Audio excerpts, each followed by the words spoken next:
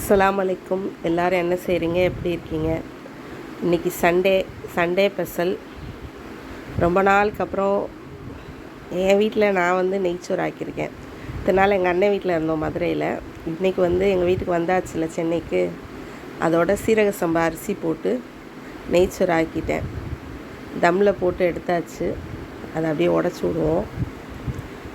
எப்படி வருது பாருங்கள், நல்லா பொழு பொழுன்னு.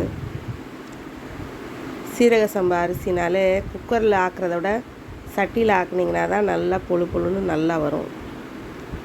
கொஞ்சம் கூட உடையாமல் நல்லா பொழு பொழுன்னு சூப்பராக வந்திருக்கு.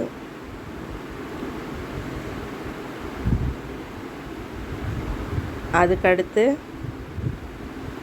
கறி குழம்பு செஞ்சேன்.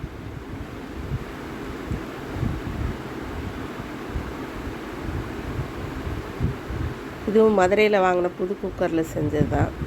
கறி குழம்பு, ஆட்டுக்கறி, அதான் மட்டன் குழம்பு. கொஞ்சம் எலும்பு கறியாக போட்டு சூப் மாதிரி, அதாவது கொஞ்சம் தண்ணியாக தான் வைக்கணும் இந்த நெய்ச்சோறுக்கு, அப்போ தான் நல்லாயிருக்கும். ரொம்பவும் கட்டியாக வைக்க மாட்டோம். எலும்பு கறிகளை போட்டு சூப் மாதிரி வச்சிடுறது.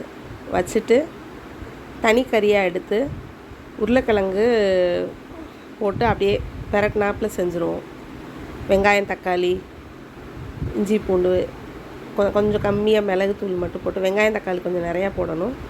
போட்டு இஞ்சி பூண்டு போட்டு கொஞ்சோண்டு மிளகுத்தூள், மிளகு சீரகத்தூள் எல்லாம் போட்டு செஞ்சுருவோம். இப்படி தான் இருக்கும்.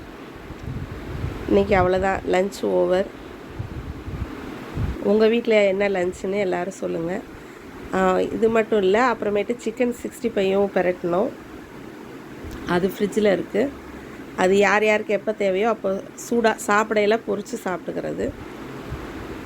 இதோடு அவ்வளோதான். இன்றைக்கி லன்ச் ஓவர். உங்கள் வீட்டிலலாம் என்ன லன்ச்சுன்னு சொல்லுங்கள். பாய்.